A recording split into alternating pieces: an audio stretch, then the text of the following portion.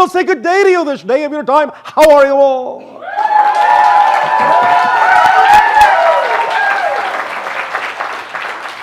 All right, thank you.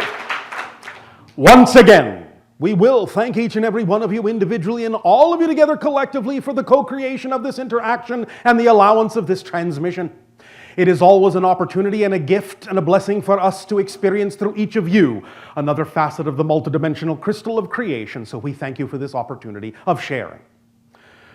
We will, before we begin the subject of this transmission, reinforce what you've already been told, that there will be a new consciousness that will be coming through later on in this transmission, that we will be introducing to you for the very first time.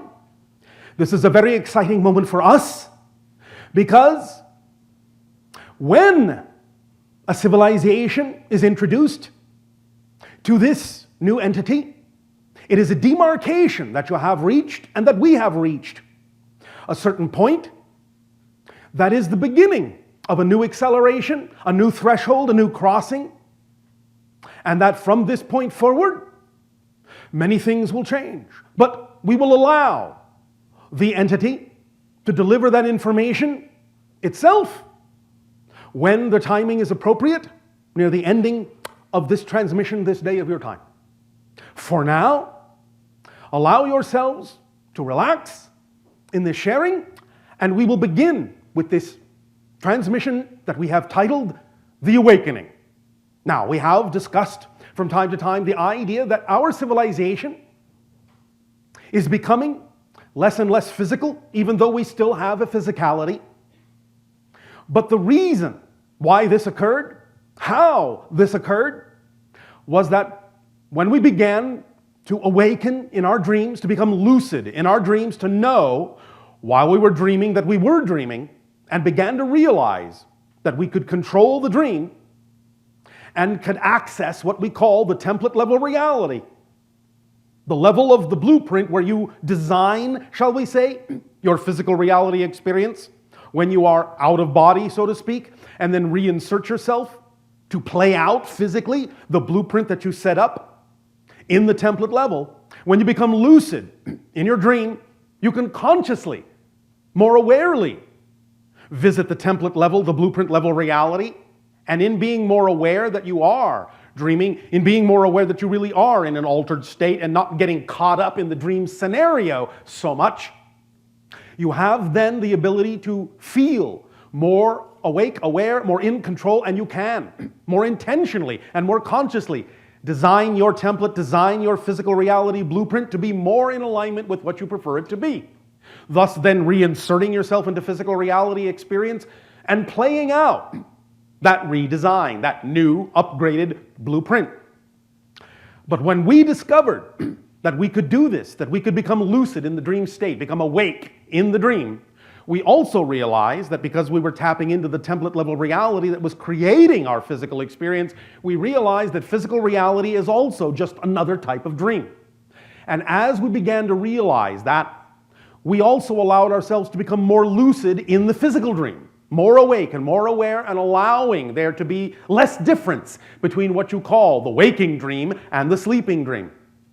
Eventually, what we did is we remained in the state of lucidity when we were in the dream, so that we allowed ourselves to experience physical reality more like a dream, and thus, because we are always awake and always dreaming now simultaneously, we no longer sleep. The idea is that we are always awake but always dreaming. You can, in your evolution, begin to experience this in-between state, this hybrid state, this blended state of really knowing, consciously knowing that you are creating your dream, that you are creating your physical reality as a dream, as a projection, that it can really be designed to be what you prefer it to be. And so we will, this day of your time, begin to share with you new permission slips, new ideas, about how you can go about becoming more lucid in your sleeping dream, more awake, more aware that you are dreaming while you're dreaming, so that you can more consciously tap into that template level reality and begin to experience physical reality as more of a dream as well.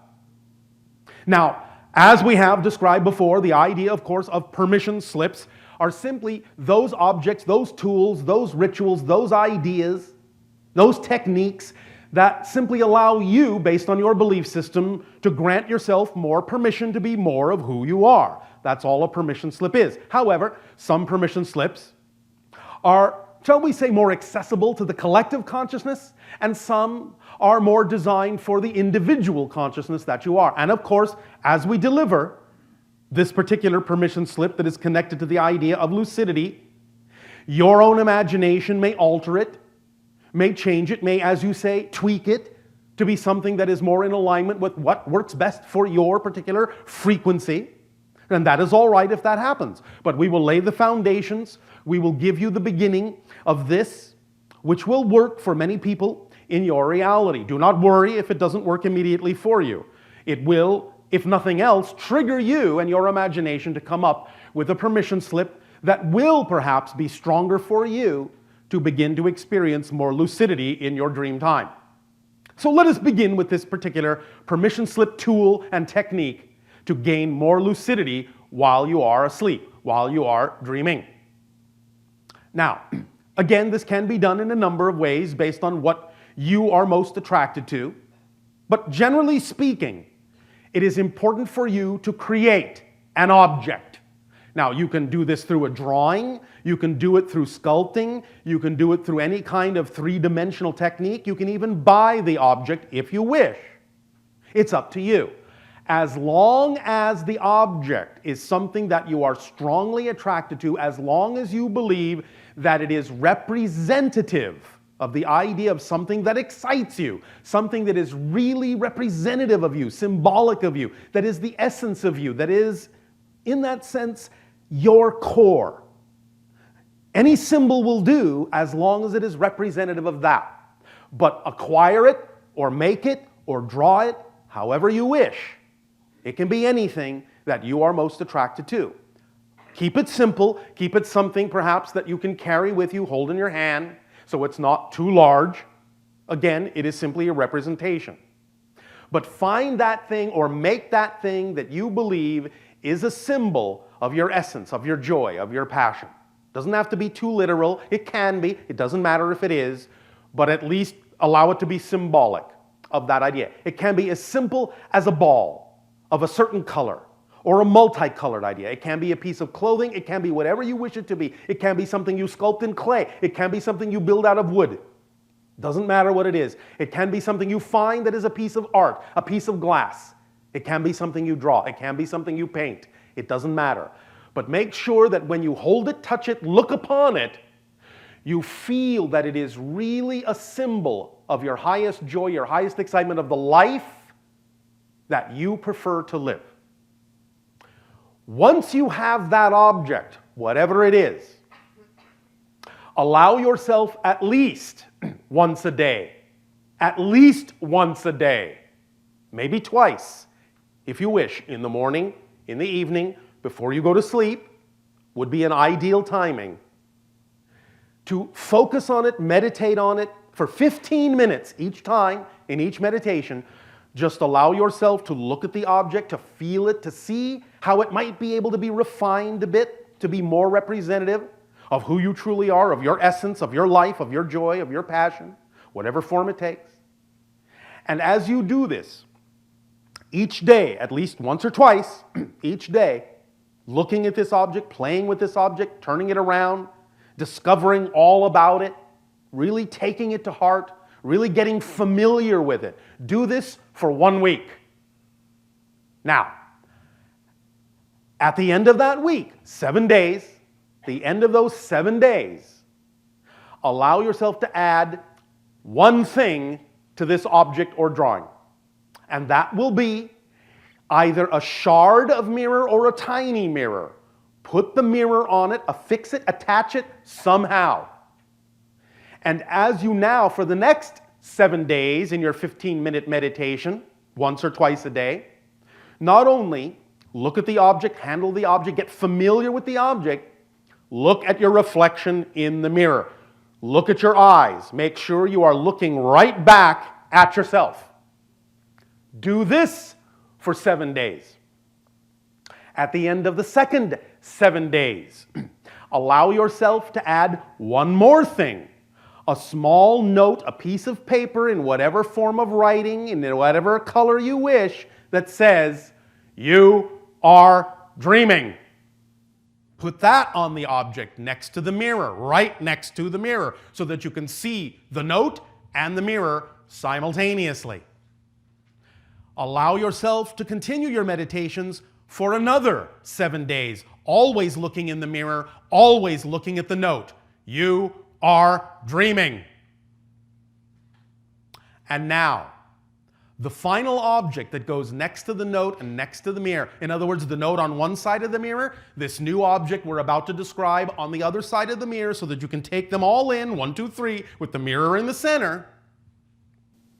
Now you have had this object.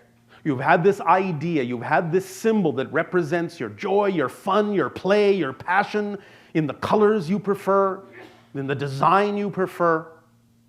Now comes the tricky part of this object of opposites, this polarity permission slip.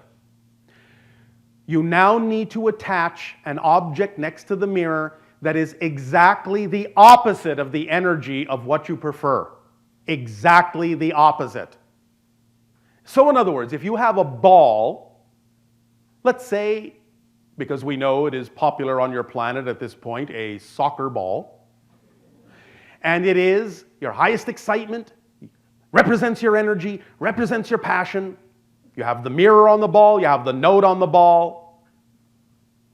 Now put something you would never imagine would be on the ball that would make it almost dangerous to handle. A nail, a razor blade, something that is exactly the opposite energy. Something in that sense that would be vibrationally incompatible with you. Here's the reason why. What you've been doing all this time for the 7 days, 7 days, 7 days up to this point is getting so familiar with this object that you start to see it in your dreams. Whether you wake up lucidly in your dream or not yet is the point. You might, but even if you don't, the point is get to the point where you're starting to actually see this object, use this object in your dreams, with the mirror, with the note. Eventually, it will start to leak into your dream. If the mirror and looking back at yourself in that mirror doesn't remind you that you're dreaming, if the note that says you are dreaming isn't enough to remind you that you're dreaming, generally speaking, the opposite object will, because it will be so startling to see it there, so jarring, so opposite of what you would prefer to be on that object, that shock will remind you, oh, I'm dreaming. I have to be dreaming because I would never prefer this to be on this object. You will now remember that you put it there for the specific purpose of rattling yourself awake in the dream, of jarring yourself and shocking yourself awake in the dream to discover such an object on this device that you have loved and played with and gotten so familiar with, and suddenly here is something that is so out of context, so opposite to your vibrational preference, that it will actually act as a polarizing influence to shock you into remembering that you are actually dreaming. And as soon as you are shocked into that awareness, you will become lucid. You will realize that you are dreaming, but now are awake. And mostly what you will now realize is that you are, the way you frame this in your reality, you are now out of body. You will control the dream. You can make it do this, you can make it do that. But you won't be dreaming in the sense that you will be subject to the scenario. You will now be consciously and intentionally guiding the scenario, rearranging the scenario, getting it to do whatever it is you prefer it to do. You will be really on the threshold between physical and non-physical reality. You will be designing your reality in the way you prefer to see it, in the way you prefer to experience it. And once you allow yourself to jar yourself into that lucid state with this particular permission slip, you can begin to look around and you can begin to expand yourself to the template level reality, looking down at physical reality in a sense, and it will be laid out in a sense like a blueprint. You'll begin to see it through new eyes, through a new perspective of your consciousness, and can begin to rearrange things if you wish, knowing that when you reinsert yourself into the physical dream, when you refocus as the physical dream, you will start to see more and more and more of the changes that you made in some fashion in the template level reality while you were lucid in the sleeping dream. Now, the changes may not always look like they looked in the dream, but you will start to see changes that are representative of, symbolic of, energetically aligned with the kind of changes you made in that template from the lucid dream state. And more, the more you do this, the more your physical reality will begin to take on a dream-like quality, and you will start to feel the lucidity leaking in, blending in to the physical awareness. Your physical reality will start to become more and more dreamlike, even as your dreams will start to become more and more real. And very soon, as you do this more and more, and get used to this idea, you will begin to not be able to tell the difference between the two. You will have physical experiences and wonder if you're dreaming. You will have dream experiences and wonder if this is your physical reality. And bit by bit, you'll get used to this state. Now, this may take a little time. That's all right. Don't rush it. Don't hurry. Whatever time it takes is the time it needs to take for you, because this is going to be keyed. It's going to be aligned with your particular path, your particular process. And remember that the process is the point. The journey is the destination. Don't be in a hurry to get somewhere else. Stay in the present with this. The more you stay in the present, the more you'll be capable of being in the place where all of the ideas of physical and non-physical reality come together. You will be at that balance point, that center point. But this will begin to, shall we say, rub off on you, and your physical reality will become far more ecstatic, far more malleable, far more flexible, far more synchronistic, far more magical.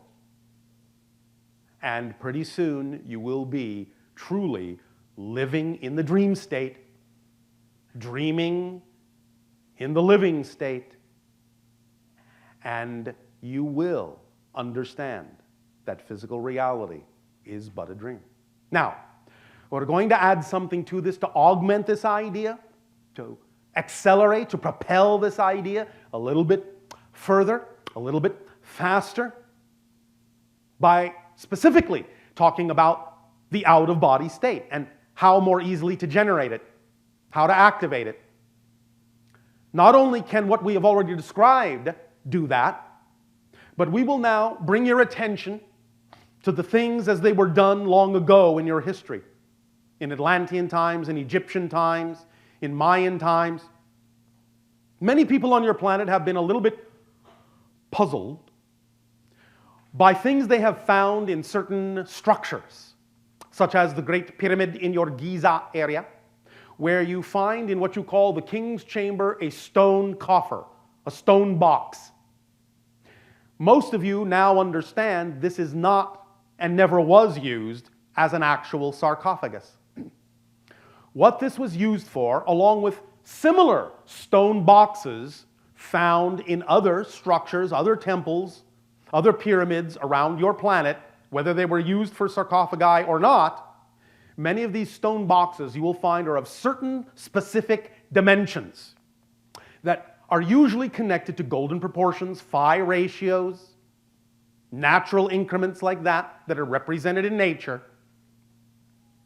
And what many of these stone boxes were actually used for were to actually bring about, to trigger out-of-body experiences. when you lie down in some of these stone boxes, and in particular the one in the pyramid at Giza, and you allow yourself to go into a meditative state and allow yourself to align with what is called the gamma frequency in your brain, which is 40 cycles per second, 40 hertz, the gamma frequency, you set up an actual resonating harmonic in the box, which is designed to amplify and magnify the gamma frequency. By setting up that feedback mechanism, by giving off that frequency and letting it resonate back and forth within the box, it magnifies and amplifies, magnifies and amplifies, magnifies and amplifies, and before you know it, pop! You're out of your body. This is how the ancients explored the universe. It is true that sometimes information was delivered to many of the ancient cultures on your planet by some extra-dimensional or extraterrestrial beings. However, don't discount the fact that many of the shamans and many of the priests in the ancient cultures actually were more than capable of getting a lot of the information themselves by simply going out of body and exploring the universe and going where they needed to go to download information when they needed it. This is an ancient art that was done all the time, ancient form of space exploration, both outer space and inner space, where they could come and go at will by using these sarcophagi, these amplifying boxes, to propel themselves out of body and go on these excursions to find out the information they need that would be of great benefit to the people of your world. So, if you can recreate in some fashion in the appropriate resonating material, be it stone or metallic alloys or certain forms of wood, we will allow you to do your own experimentation on this, but in the appropriate ratios, in the appropriate proportions that you can glean off the sarcophagi in the Great Pyramid, you will then be able to lie down in that box that you create with no top, and making sure it is of the correct proportions, going into the meditative state, the gamma state, 40 cycles per second, and allowing yourself to begin to experience that resonant frequency. The more you allow yourself to practice this, the faster you will find yourself going out of body, either immediately while you are meditating in the box, or you will find that it will set up a frequency within you so that when you are going to sleep, it will make it easier for you to have the lucid experience of knowing you are out of your body and thus being awake in the dream. So these are two techniques that can aid and assist you in beginning to become more aware, more conscious in the non-physical realms, and by so doing, paradoxically, actually become more conscious in the physical dream, which is only a projection of your consciousness and is happening in your consciousness anyway, because there is nothing out there. It's all in here. Does this make sense to you? Do you find that exciting? Oh, all right, then, by acting on your highest excitement, you will find that whatever it is you will experience will be in alignment with what you need it to be. And again, remember, it's not about needing to get somewhere else. It's about experiencing the journey, experiencing the process, and living in the present so that whatever it is that needs to find you will find you at home. Because if you're somewhere else, focused on the future, focused in the past, whatever it is that actually exists in the now, which by the way is everything, will not be able to get your attention because you're not focused where you actually exist. So stay in the present and awaken. Fully awaken to your humanity, fully awaken to your capabilities, because what we are sharing with you this day of your time is not about something you don't know how to do. You already do this, obviously. When you dream, you go out of body all the time, have all sorts of interdimensional adventures and interactions and conversations. It's just that you don't always remember.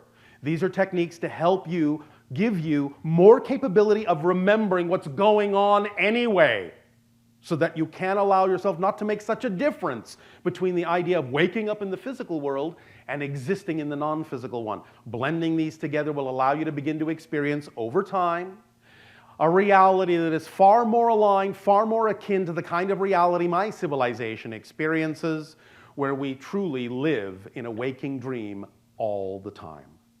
So, come join us. Now, once again, we thank you for allowing us to share this transmission with you, and in return for the gift of this sharing, we ask, in what way may we now be of service to you? You may open up with your questions if you wish.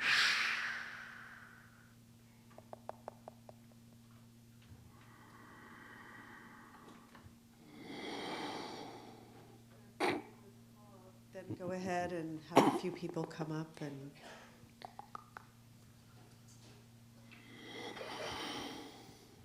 Okay.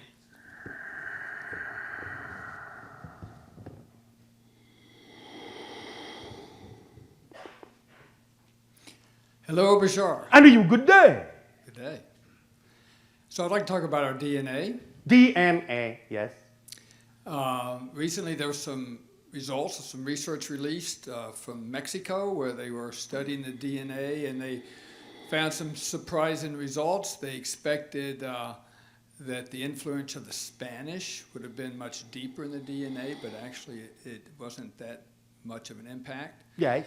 And they also were surprised at how different people were from different regions in Yes. the DNA. Yes. So in all of that, I'm curious. This is because of the original hybridization. Ah, Do you understand what we're saying? yes. Long ago, as you count time, there was a naturally evolved hominid on your planet.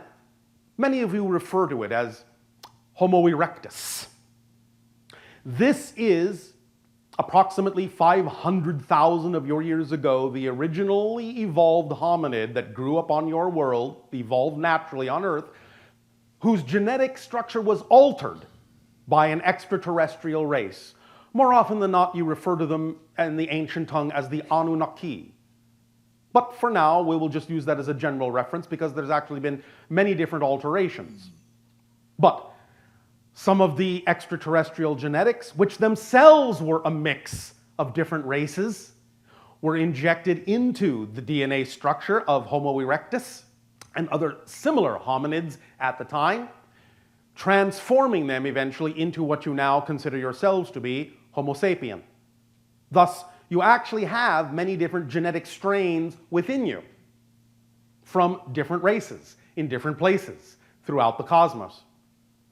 As you begin to awaken, as you begin to use, or remember to use, or remember that you are using more and more and more of your consciousness, you're going to become more aware, as you explore these things, more aware of what's already existing within you, of what connections, what threads to the stars you already have. And you will see more and more and more evidence of the fact that you are not exactly what you thought you were. Does that make sense? Yes. So you're seeing more of this mixture now coming out in your scientific endeavors as you're discovering what you really are. Now, as we have said, not all branches of Homo erectus were altered genetically, and the ones that were not went on to become the beings, evolve into the beings you now today know as Sasquatch. Had your genetics not been altered at all, today you would all be Sasquatch. That's the naturally evolved form on your planet, which has developed the ability to actually move interdimensionally, which is why they're so hard to find.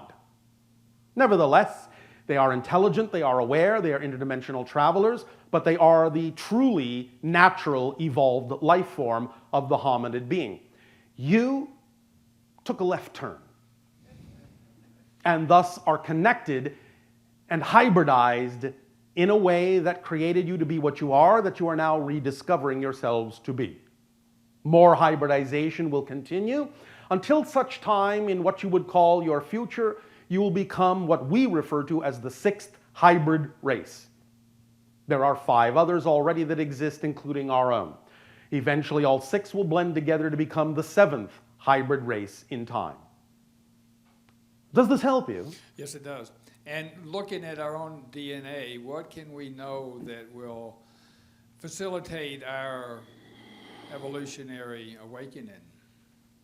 The more you allow yourself to remember who and what you are, the more you express more totality of your being, you will allow yourself to see changes going on in your physiological form and in the physiological DNA rearranging itself to be more representative of the form that will allow you to express these differences in your physical reality. Eventually, as more full hybrids, in a sense, you will actually have 3, not 2, strands of physical DNA.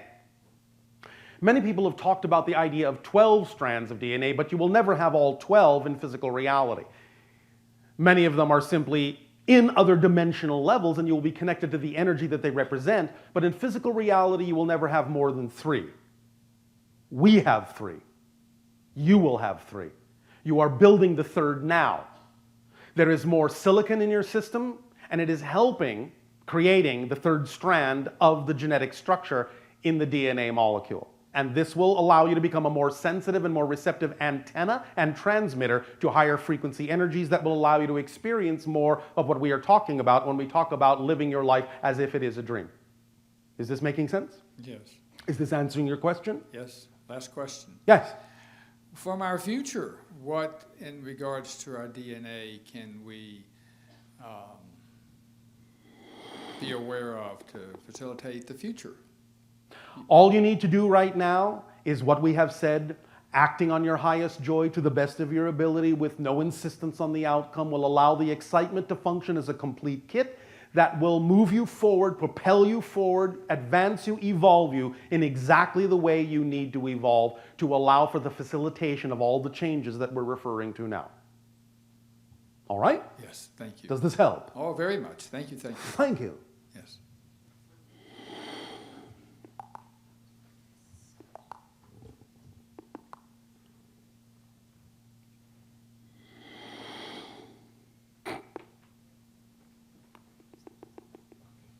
How's it going, buddy? Andrew, you good day. It is going just fine, buddy. Really excited to be here right now. Oh, we are excited for you to be excited. I got a little gift I want to share with everybody here in this room, All right. as well as the civilization of Sani. Everybody get up, please. Stand up, come on. Okay, I'm gonna need everybody to do a steady clap like this.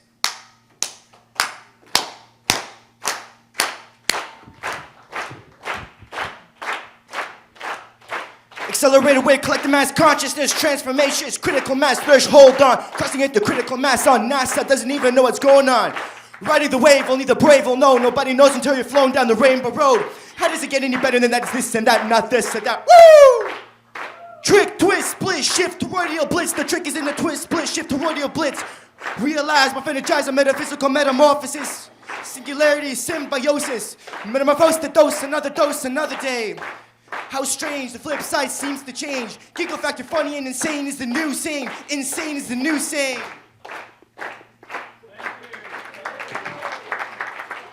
All right. Well, thank you for unwrapping your wrap. It's always a pleasure. Now, to my questions. I want to ask you. I had an experience, I think it was last year. Me and a group of people, we went to a lake in Ontario, and during this time I was doing a 3-day fast, so I was raising my frequency to really high, and all this amazing transformational stuff happened. I was introduced to your channel 2 years ago. Anyways, synchronicity, one thing led to another. I believe that I may have made contact with a Sasquatch being, synchronistically speaking, how you brought it up. So as we were approaching, I had the question in my mind, how incredible would it be to have a contact experience with an extraterrestrial? Well, it would be quite credible, actually. I know, right? So I was going towards the lake, and I was just getting this weird feeling in me. As we got closer, it looked like a large body of water splashed. It was so synchronistic of the timing. Now, there was no body that reemerged from the surface. So I thought, that's strange. So I just went into the water. I dove in, had built the courage, came up. There's nothing around me. Nothing came up. And then when I looked in the sky, a giant orb just flashed in the sky. Yes. So that's pretty cool. What do you think? All right. As you allow yourself to stretch your senses that way, expand your consciousness that way, you will begin to allow your senses to extend into other dimensions and see what is all around you and feel what is all around you all the time, but what is usually invisible to you. So you're beginning to allow the invisible to become visible, beginning to stretch and push your senses and your sight into other dimensions so that you can make those things visible. You were actually experiencing the shift of a dimensional doorway. So what's that to do with that thing in the water? The idea is that the shift took place in that medium. Therefore, you experienced a shift in that medium. Does that make sense to you? Somewhat. I understand that there's a shift in consciousness, therefore my perception changed and I was able But to I'm experience also that. talking about the fact that these shifts actually also shift you to other physical realities. Let me put it to you this way. If you're holding a glass of water that is full, and you actually move the glass of water from here to here, some of the water will slosh, yes? Correct. That shows you it's been moved. So the physical reaction of the water being a conductive material actually was a reflection showing you that you shifted. You got an actual physical reaction in the physical reality showing you that you are now, at that moment after the fact, on a different parallel Earth than you were before you began. If I may interject, I also had an out-of-body experience. This was relative to some time within maybe 1 or 2 months Yes. of that experience. I had an out-of-body experience. I felt like I was in Hawaii. And I know I'm familiar with a little bit about Joan Ocean and the psychic Sasquatch and whatnot. I came back into my body. I had sleep paralysis as I was just... Yes, that's quite common. Right. Because the idea is that, again, when you shift to another dimension, another reality, sometimes you're not moving in the same way that you normally move when you're physical, and so you have to kind of learn to move differently, and thus the body may experience paralysis because it is no longer capable of actually moving in the way it used to. Right, and then I had a telepathic image of what it looked like to be an oval-shaped head with really blue oceanic eyes, and from that moment I felt like I just made contact with some kind of elder Sasquatch. It really startled me. Like, those were beautiful eyes. My heart was beating. I was a little bit startled because it was just... That's all right. Yeah, but it was really exciting after. Well, yes. It's all exciting, extending those senses. So, of course, understand that if you're going to expand your consciousness like that and you're going to become sensitive to the idea of seeing things around you that exist all the time that are invisible and making them visible, you might be startled from time to see things you didn't expect to see. Yes? Yes, and one last thing I want to share. So the synchronicity involving today is just phenomenal and miraculous, and the things that happen to this event right now building up is really just, I don't even know what's fact or fiction anymore. It's so beautiful. All right. Now, I just want Yes, to it share is. this. Today's my birthday on the summer Happy solstice. birthday. Thank you very much. One moment. Woo! So I was born 20 years ago, and I turned 20 today. Now, if my intuition... What a coincidence. Oh, no. Synchronicity, right? Who would have thought? University of the Universe, universally, learning by remembering faster to be. Yes. I am the master degree Yes. of my reality. Yes. So my intuition suggested to me to convert this into math. So if I take June 20th, 1994, I get 6/20/1994. I add 6 to 1994, and I'm left with 2020. Now, for this day, this demarcation point, this trinary summer solstice threshold, June 20th, 2014, I convert that to math, 6/20/2014. I take the 14 from the 2014, add it to the 6, the rest of the equation, triple 20, 20, 20, 20. Yes. The way I like to look at it is, when I was born, I had 20/20 vision, Yes. right? Now On you this have day, 20/20/20. Triple 20, right? My pineal gland being the third That's one. why we were said you're extending your senses into another dimension. Oh, it's so exciting. I'm so happy to be on the leading edge. Thank you, everybody. However, I will tell you that regardless of the 20/20/20 vision, you ain't seen nothing yet, kid. More to come.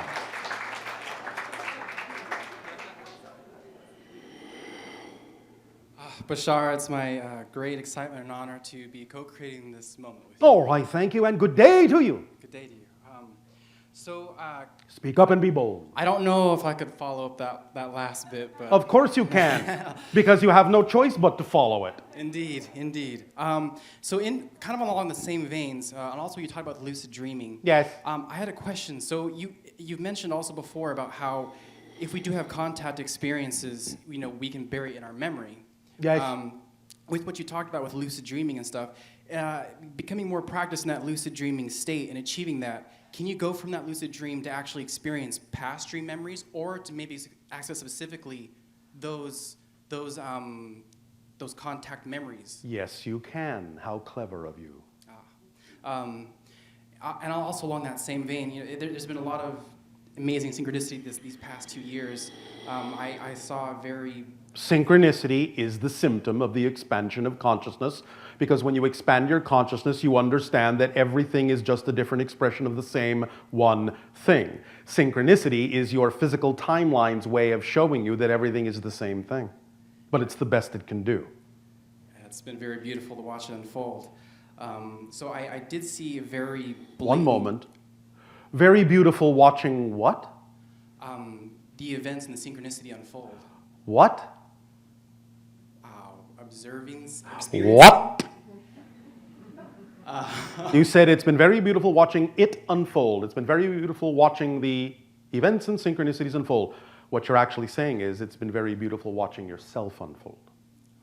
Because you are all those things. Remember, there is no physical reality out there. It's all in your consciousness. So the beauty and the unfoldment you are experiencing is you becoming more aware of more of who you are. So you're watching yourself unfold on the inner reflective surface of the higher mind mirror. I couldn't have said it better. Yes, I agree. With the UFO experience I had just recently, and with a lot of the interesting experiences that have been happening lately, yes. I was wondering, and this question has been asked in the past by other people, but if there was a specific extraterrestrial group that my family was linked to, because my father has also mentioned many times his close encounters. Yes. You are connected to the Yael. The Yael? The Yael are the group, the hybrid group, similar to our own, but somewhat different, who will be the first group to actually make open contact with your planet, most likely between the year of 2025 and 2033. Okay, very well. And then this other question's a bit eccentric, but I was wondering... Bit eccentric? A bit, yes. Because talking to an alien through a human is not eccentric enough. Okay, well, this will fit right in. All right. So psychology is a huge fascination for me, and as much as I've dug into it passionately, one thing that I haven't found any clear-cut answers, but was really curious about your take is, why do they exist, and what is the purpose of sexual fetishes? Sexual fetishes? Yes. Well, there can be as many reasons for them as there are people. You have to examine it on a case-by-case basis. There isn't just a general overall view that is common to everyone.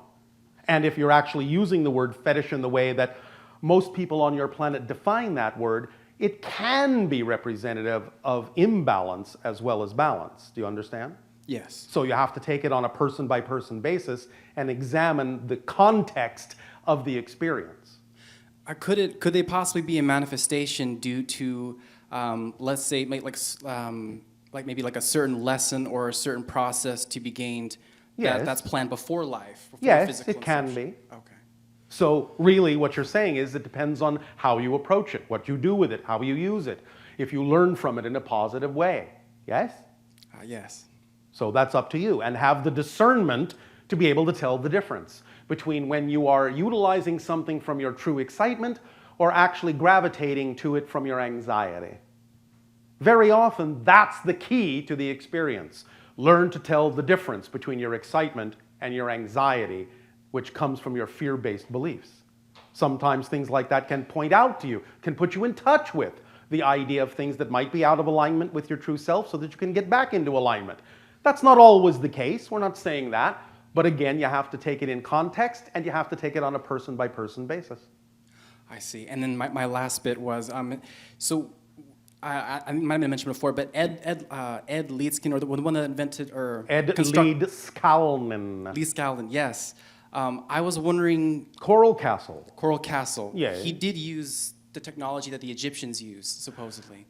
The early Egyptians, yes, not the later ones, but the early ones. He had two conical devices that, when vibrated at a certain frequency, caused vibrations to cross and harmonize, and in the harmonization zone, in the harmonic zone that those two cones facing toward each other at a certain distance would produce, there was created a vibrational zone of gravitational neutrality. I see. So that technology could be replicated. Oh, absolutely. Today, for sure. Okay. Absolutely. All right, Bashar. Thank you so much for Thank your time you. and help. Much love. Unconditional love to you.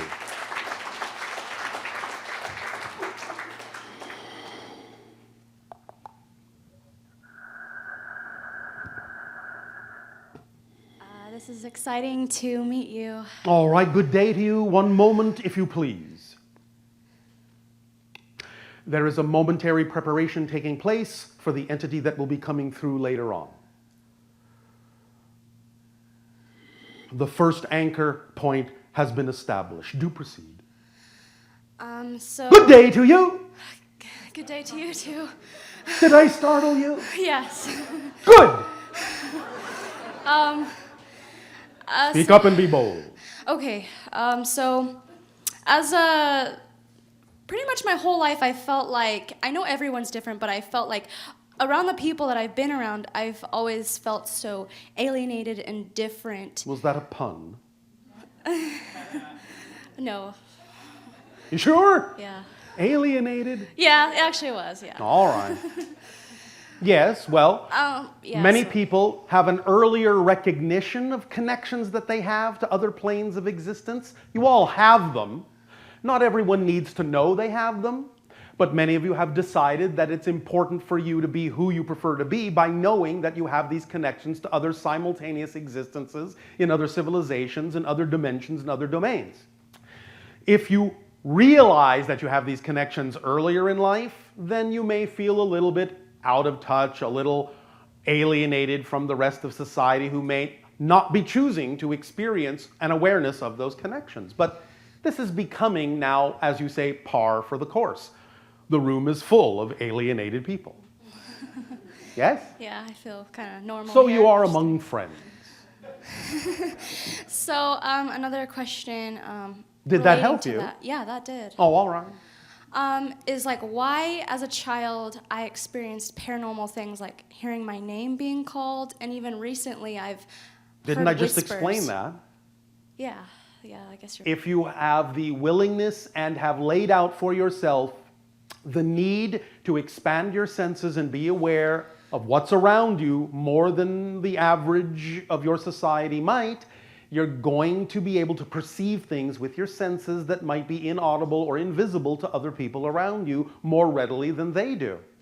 It's the natural result of you coming in at a higher vibratory rate that is already willing to accept the idea that these other realms actually exist for real, and that you start to blend them into your reality, accept them into your reality as the nature of reality, instead of being so highly focused and exclusive and segregative to those things. So you just have a broader point of view that allows you to take in and perceive more things that exist around you than the average person may have at the time you were growing up. Yes? Okay. Does that explain it more clearly? Yeah, that explains it. All right. Anything else you want to explore about this idea? Yes. Just what you were saying to my brother, just barely how they're like the Yael or something. Yael. Am I? We call them included in our that? ancient language the Shalanaya, but they call themselves the Yael. It means the first ones. Okay. Am I also related to that as well? Because we're all, I don't know. Yes, have yes, the yes. same feeling. These things often run in family lines. Okay. And my last question is, Your last question ever? well, no. Oh, all right. Well, it's actually kind of two questions. Oh, well, see? It wasn't your last question at all. I wanted to know, why is it that I have so many things I want to do, and it just frustrates me to the point where I don't do anything? And why is it that when my brother and I were in the Philippines, he said he saw a UFO the same day that I channeled for the first time? And I want to know, why is it that I channeled that time, and why is it that it only comes sometimes, and how do I hone that? Thank you very much. The idea of your frustration, again, is because you're not actually going with the flow of how things naturally happen in your life. You're not trusting your life to unfold in a natural way. You think you have to be doing things and making things happen in a certain way, and so you're frustrated when they don't. Do you understand? Yes. And that prevents you from actually acting naturally on your highest joy. It's not about the idea of being confused between different excitements.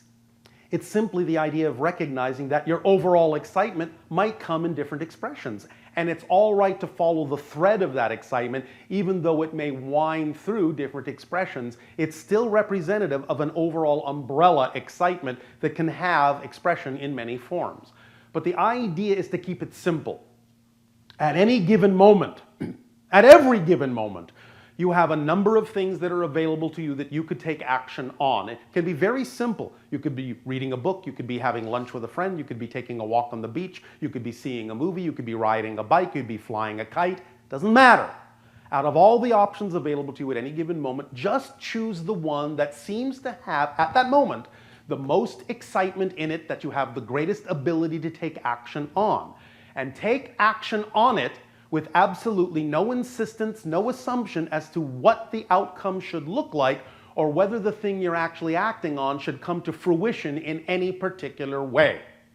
If you just keep doing that, every single time the energy changes, the excitement changes, or it comes in a different form, and you act on it to the best of your ability with no insistence on the outcome, you'll be using the formula correctly, and you will allow excitement to function as the complete kit that it is. Now, we will be getting into this a little bit more in tomorrow night's transmission, but nevertheless, the complete kit of excitement simply is that excitement is the driving engine of your life, the organizing principle of your life, the path of least resistance in your life, the thread that leads to all other expressions of excitement in your life, and it is also the reflective mirror that reveals to you whatever within you is out of alignment with your excitement so that you can identify it and bring it back into alignment with your excitement. And all you need to do to activate excitement as the complete kit is to follow the formula of acting to the best of your ability in the thing that excites you the most every moment that you can, with no insistence on what the outcome ought to be. Does this make sense to you? Yes. Is this making it seem a little bit simpler to you? Yes. Excitement is telling you that things are connected. It's not the surface appearance that tells you they're connected. It's the excitement they contain that tells you that they are. So even though one thing may look like it has absolutely nothing at all to do with the thing you were doing a moment ago, if it contains the highest excitement you can find at that moment, the excitement is telling you it is connected, and if you act on it, you will be led to the right place at the right time, interacting with exactly who you need to interact with, hearing what you need to hear, learning what you need to learn, to get you to the place, to expand you in a way that will allow you more facility and more capability to act on all other expressions of excitement that will then also present themselves to you as opportunities in your life. Does that make sense? Yes. What I'm describing is just physics. That's all it is. This isn't mysterious. It's just physics. What you put out is what you get back. So by acting on your highest excitement, you are aligning with the true vibration of your natural self. It's pointing you along the alignment path like a compass needle pointing to your true magnetic north.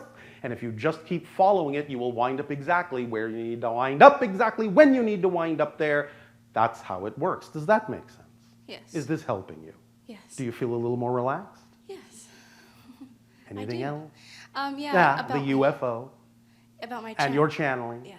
All right. Yes. Obviously, you are interconnected with each other in a variety of ways, yes? Yes. All right. So sometimes what might be happening to one person will express itself in a different way through another person that is connected, yes? You're on a similar wavelength. This is what telepathy, or perhaps more precisely, telepathy, actually is.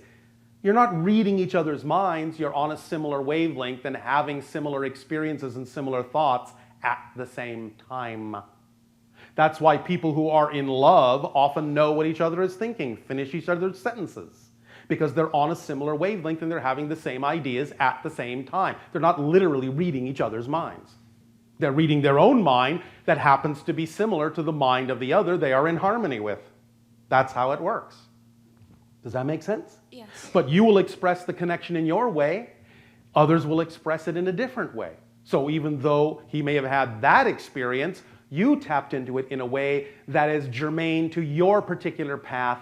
And the idea of channeling is just being in a state of being yourself more fully and allowing to come through you more fully what it is that is representative of you. It doesn't matter whether it's connected to another entity or not. The first stage of any channeling involves more of yourself, because if it doesn't involve more of your own self, more of your higher mind, more of the collective spirit and soul that you are, you're not capable of making a connection to anything else on another level. Does that make sense? Yes. So just be more of yourself. Are you artistically expressive in some way? Yes. How? I like to do fashion or drawing All or right. poems. Are you doing as much of that as you would love to do? No. Why not? I feel it's not important enough. What excites you the most is not important enough. I feel like it doesn't contribute to society. Really? Yeah. Then why do you think you exist? Why do you think it excites you? Well, I feel like I should Is that just share a that. puzzle and a mystery to you? No, I feel like I should share it. I just don't know how. What do you mean you don't know how? I just don't know how to You like. said you know how to draw. Yeah, I mean, I don't know how to like show that to people or reach out to people. I'm very. Well, then what's wrong with your imagination? I guess I'm afraid like other people won't like it. So what? Who cares? The ones that don't like it, it's not for them anyway. It's only for the ones that will like it, isn't it? Yeah. Does that make sense? Yes. Not everyone is going to resonate to what you have to create, but it doesn't matter. What you're creating isn't for the ones who aren't attracted to it. It's for the ones who are. So who cares about the ones that aren't? Yeah. Is that too logical for you? No, it makes sense. Do you understand? You have no business measuring yourself against others. You have no business comparing yourself to other people. And what anyone else thinks of you is also none of your business. Do you understand? Yes. It's none of your business. Because that's not what your business is about. Your business is about being yourself as fully as you can. That's your purpose in life. And if you're not willing to be yourself, all the people that would be attracted to the gift you have to give are being deprived of your gift. Why would you do that to them? Why would you hold yourself back from people that are looking for you? Why would you be that stingy? Oh, yeah. I guess. You see, you think, in a sense, you're doing something humble. But you're being arrogant and hoarding your gift and keeping it away from people who might need to see it. Relax. You would not be where you are. You would not have the gift you have if there wasn't someone who needed to receive it.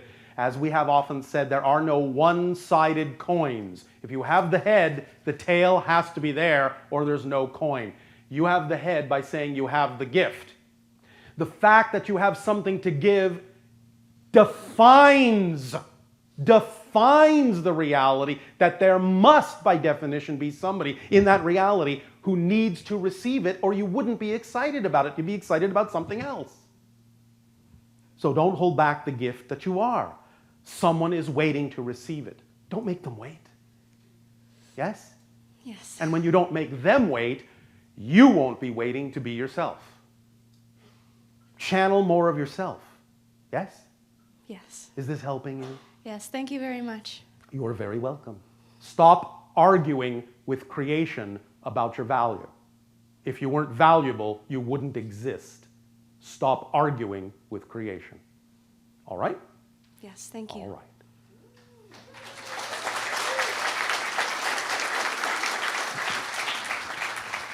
We trust that you know you are applauding for yourselves.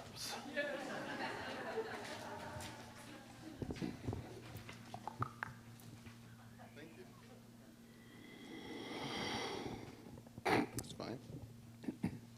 Good day, Bashar. And to you, good day. My beautiful daughter, who could not join us today, asked me to ask you a few questions. Oh, all right. Her name is Cassidy. If you insist. She wants to know if she's been abducted. How about we use the term shifted to a higher dimensional plane so she can interact with other beings? I like that. Yes, is the answer.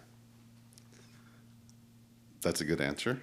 Okay, she has a little opening in the roof of her mouth Yes.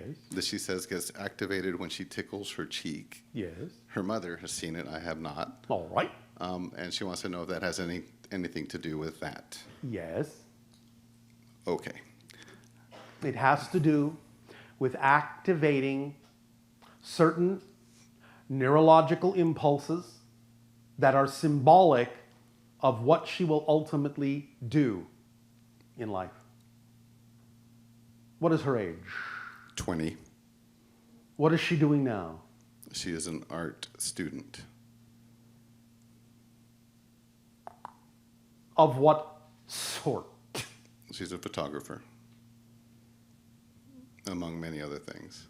Is she drawn to a certain location on your planet more than any other? I'm not sure. Well, then you didn't come very prepared to talk about her, did you? I did not. This is not an admonishment. I'm just having some fun with you. That's all right. But this goes to show that sometimes asking questions on behalf of someone else won't necessarily get you very far if we can't interact with the person themselves. Yes. Nevertheless, she has something to say. In some fashion, she has something to say. One moment. This may be revealed by the time she is 30. But find out where on your planet she seems most attracted to be.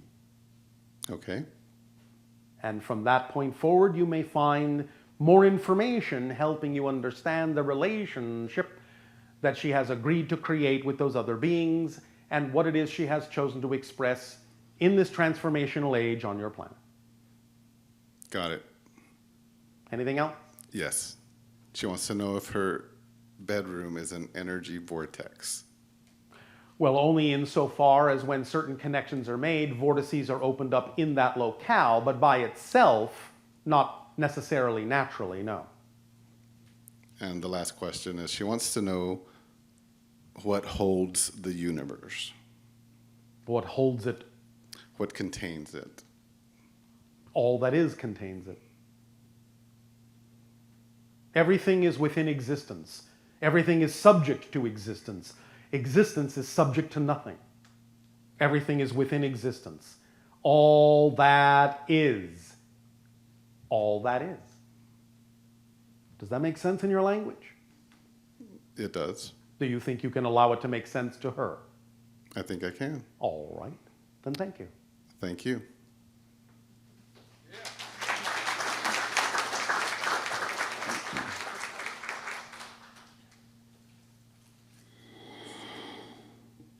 You understand that there are a multitude of universes, yes? The multiverse, other dimensions. All of it is within all that is. Proceed. Hello, Bazaar. And you good day. Do you ever laugh? All the time. Never But you heard don't you. usually find us laughing through the channel because if we laugh, we take ourselves to a different frequency that would probably pull us out of the connection.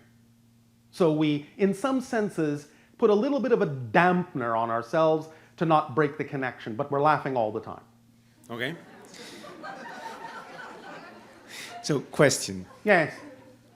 So I'm one of these people, like everybody, who want to Speak follow, up, speak up, follow speak up. their passion, Yes. their excitement, Yes.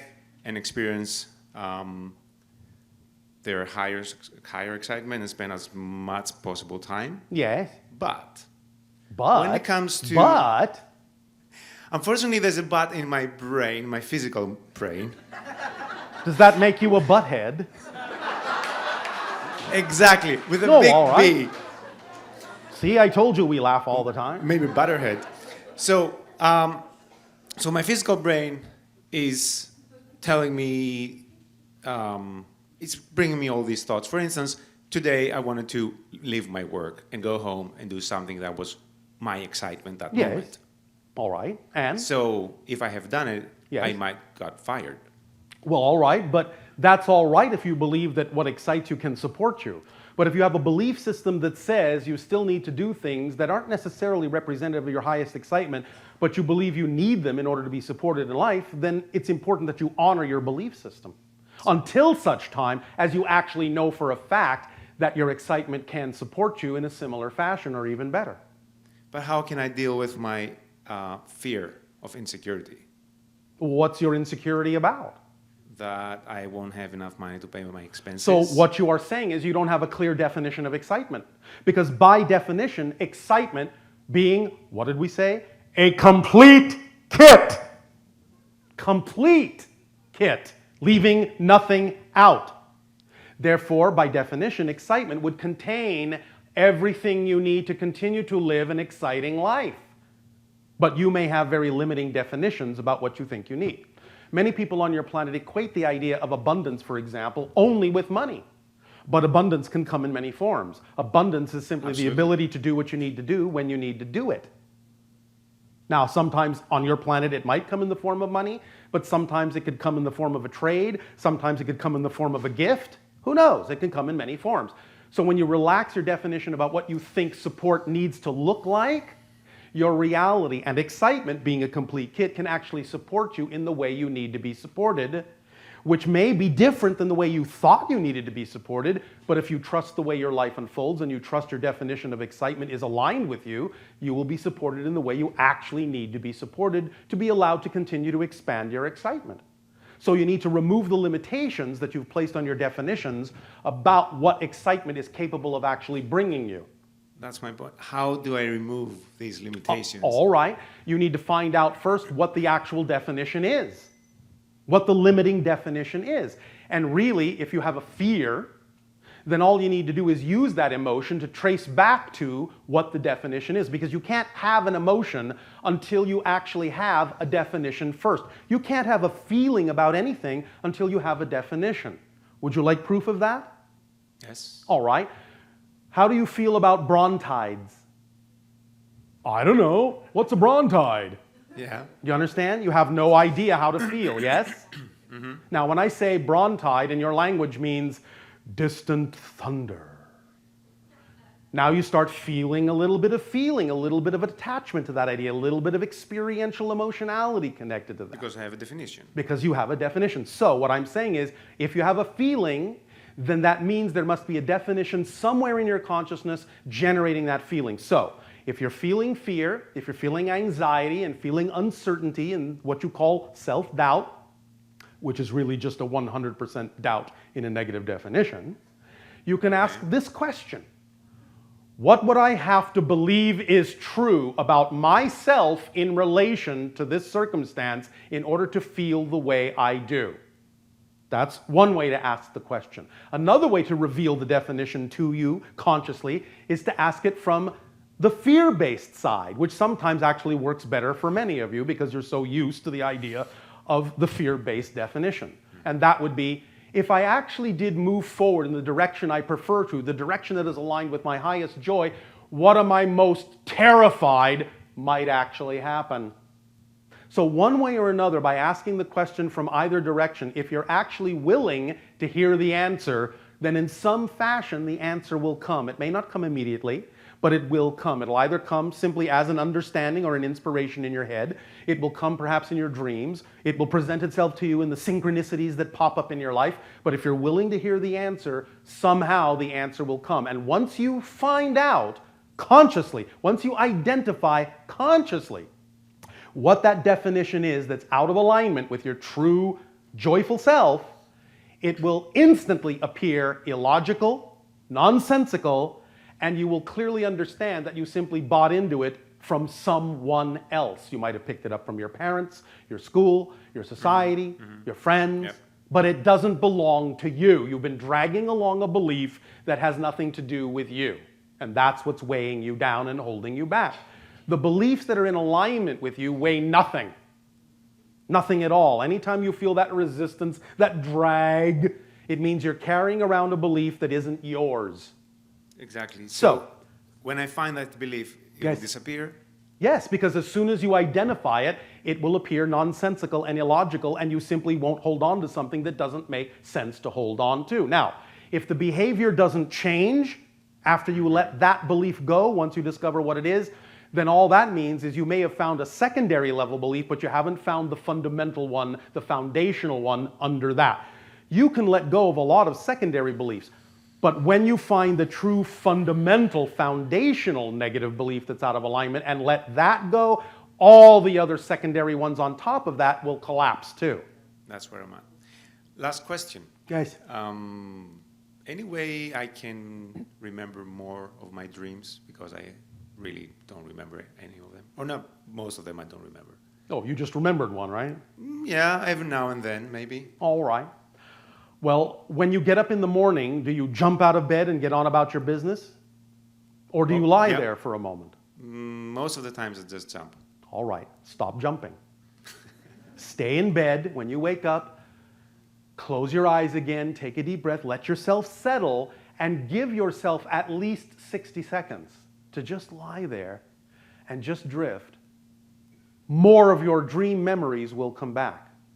Do you understand? Okay. All right? Eventually, that will happen eventually. More of the dreams will start It may coming. happen right away, but you have to give yourself time to let them sink in, because you're shifting your reality so abruptly that you don't let yourself have time for them to sink in. Makes sense. You understand? Yep. All right, well then pleasant dreams to you. Thank you. Have a great day. Always.